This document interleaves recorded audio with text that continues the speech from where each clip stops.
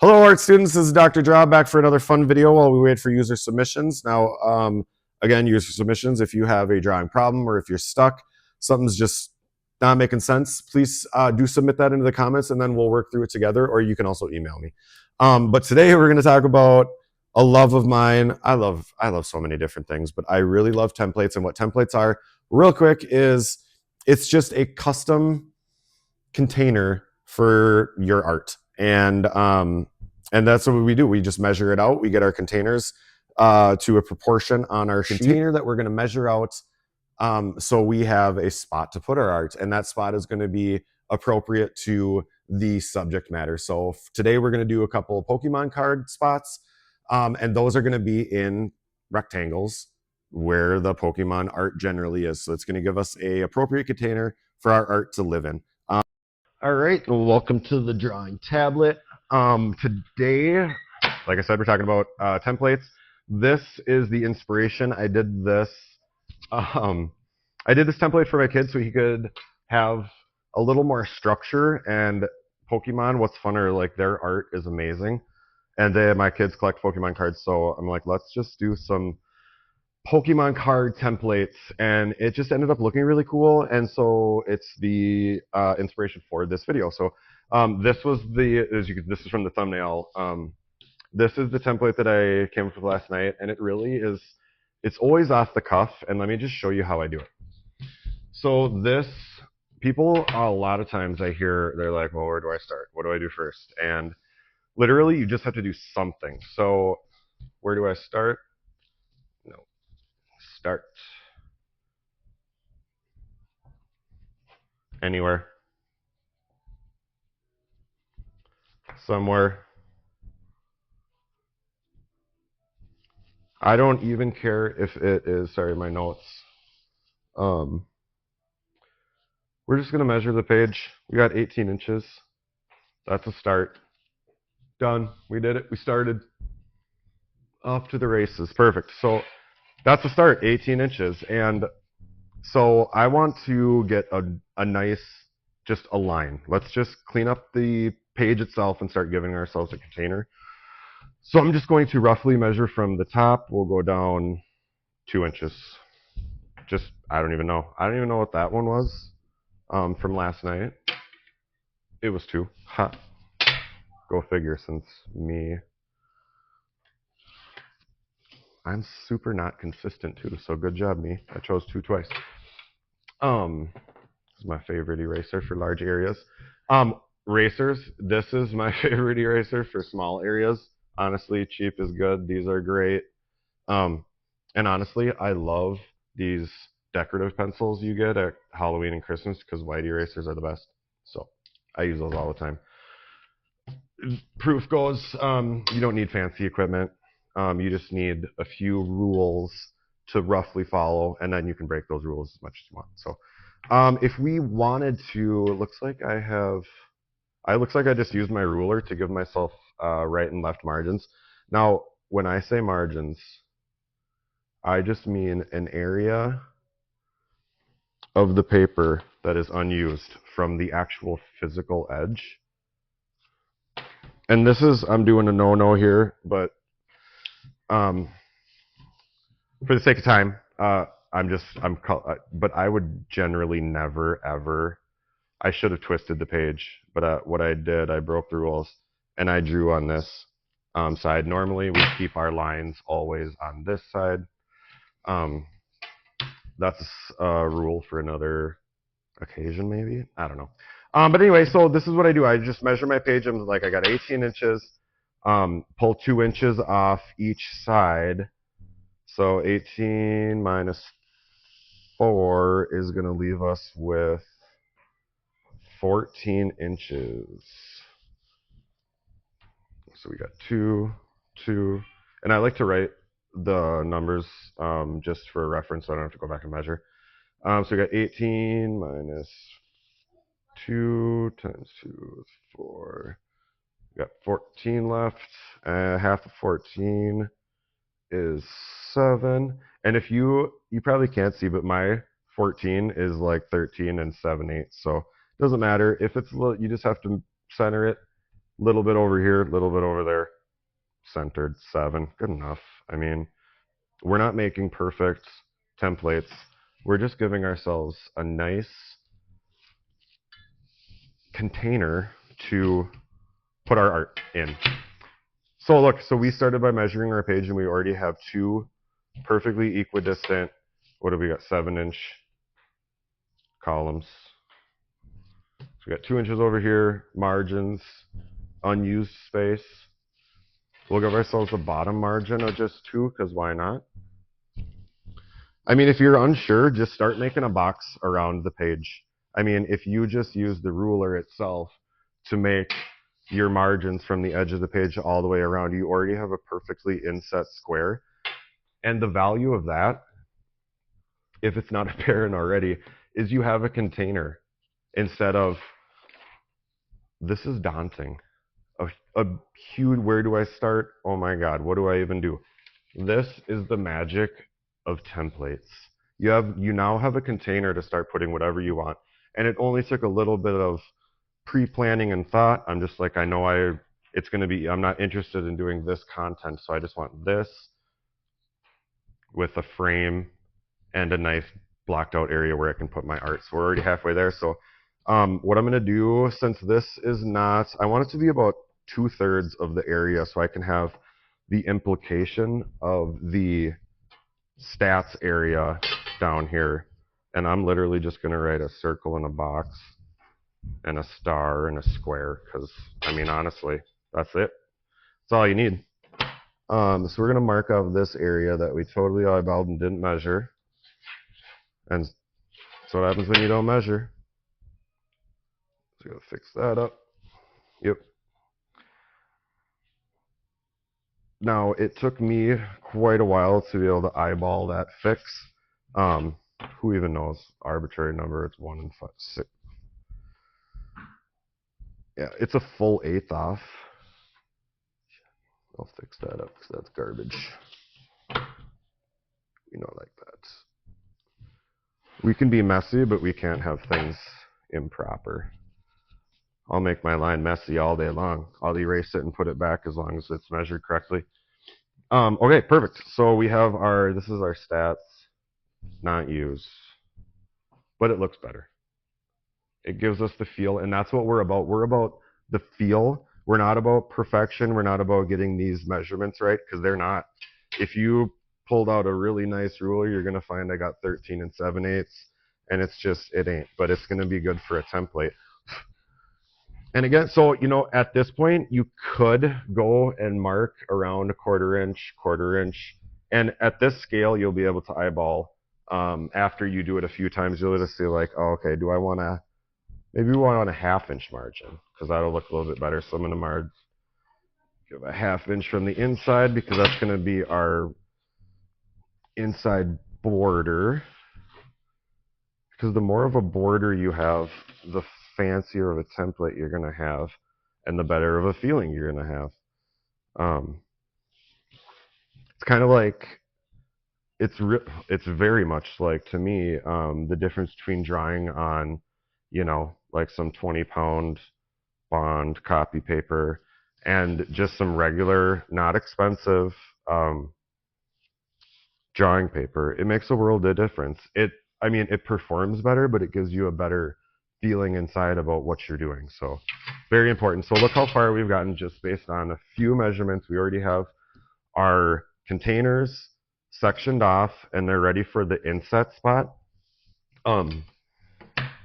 So I chose a 1/2 inch around because that looked like a good measurement. And I'm just going to do lines all the way across, and I'm going to come back and delete what I don't need.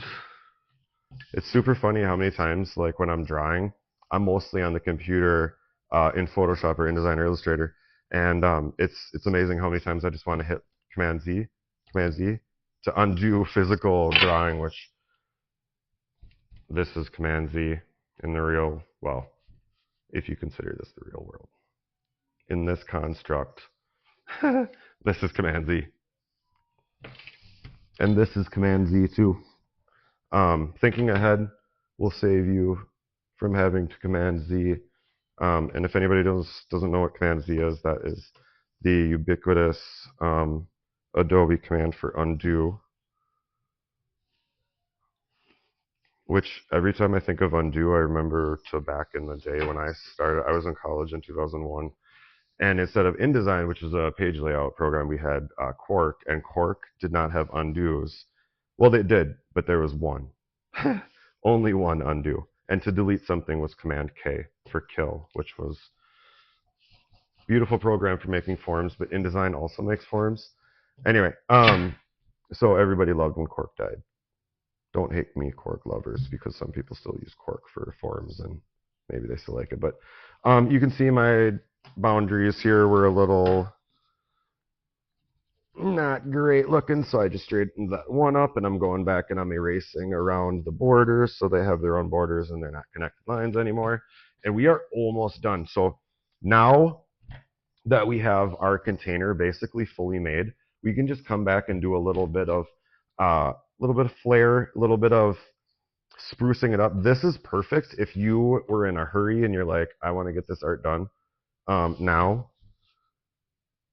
You know, this is good to go. Of course.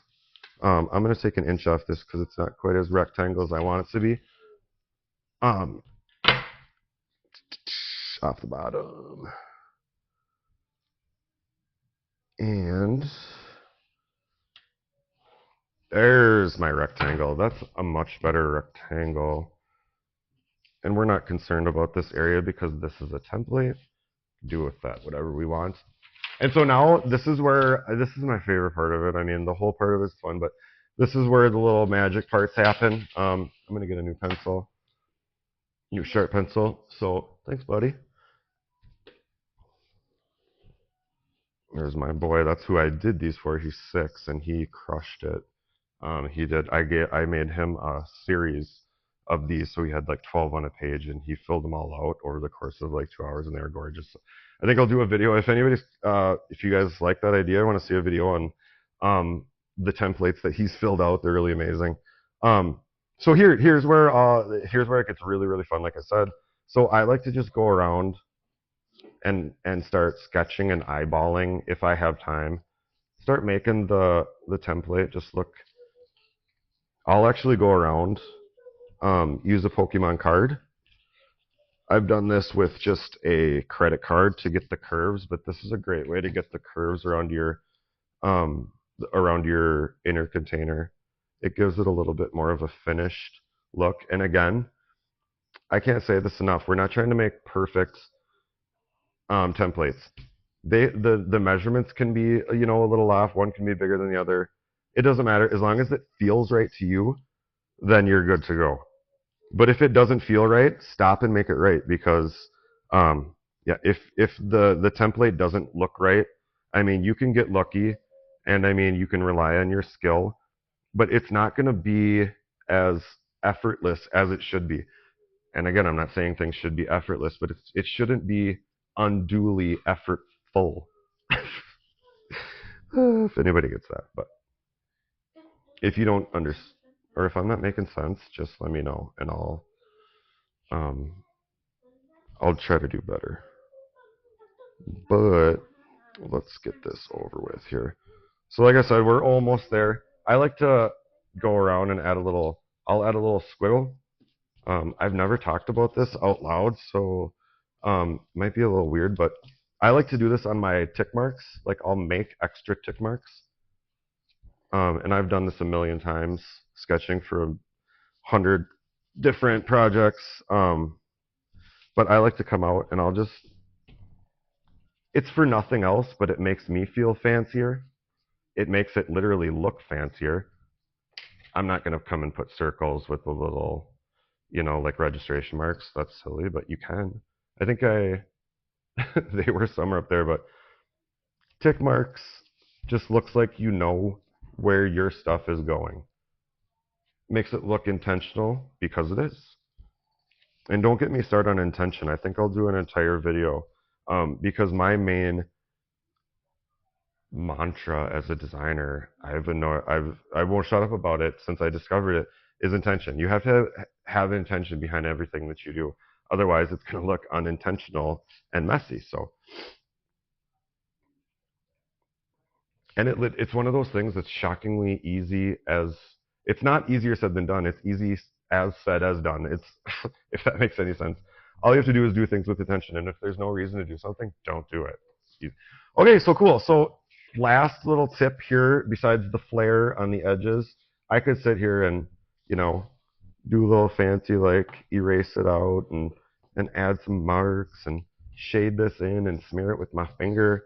And this is all what I literally would do. That's what I did up there.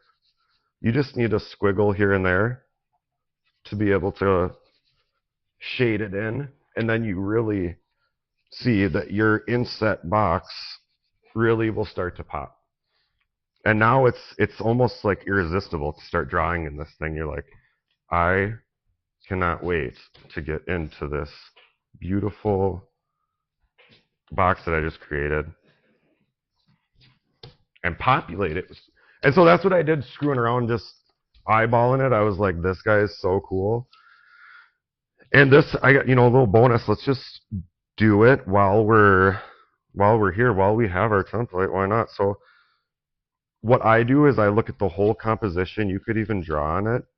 And we're going to talk about grids in another time, but I can see that there's a circle here at about 2/3 the way over. Not super worried about where things are going to fit. This guy's got basically a circle as a body and a little thing coming off him, so I'm going to put that up there just so I know where he's at. And then he takes up basically the rest of the page. And I'm going to just draw circles. I think he's got an ear right there, eyes. Let's just rough it in. I have no idea. I'm looking at the shapes of him, and I'm trying to put the shapes where I think they probably go best. And then I'm not going to do it on this video, but you would just come back in and kind of clean up your, let's see.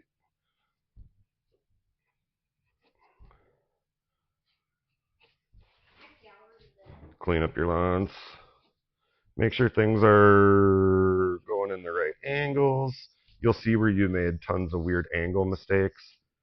And I think my next video is going to be about confident lines. It's something I don't hear anybody talk about. Oh, I just ripped the paper. It's cheap paper. Confident lines are what I did when I was a kid. I faked it. I copied what the other artists were doing that I saw on TV back in the day. There was no YouTube back then, but I saw these artists and they were just like, and I'm like, oh, I want to be able to do it like that. So I just started. I got the feel for it. And that's all you have to do, is just do things for the feel and not for the perfection. And you'll start to see where things will begin to go your way. And I'm just scratching the paper, but so there we go. This is the most powerful thing I think I can think of at this time that can easily up your entire universe. Your entire art universe is templates.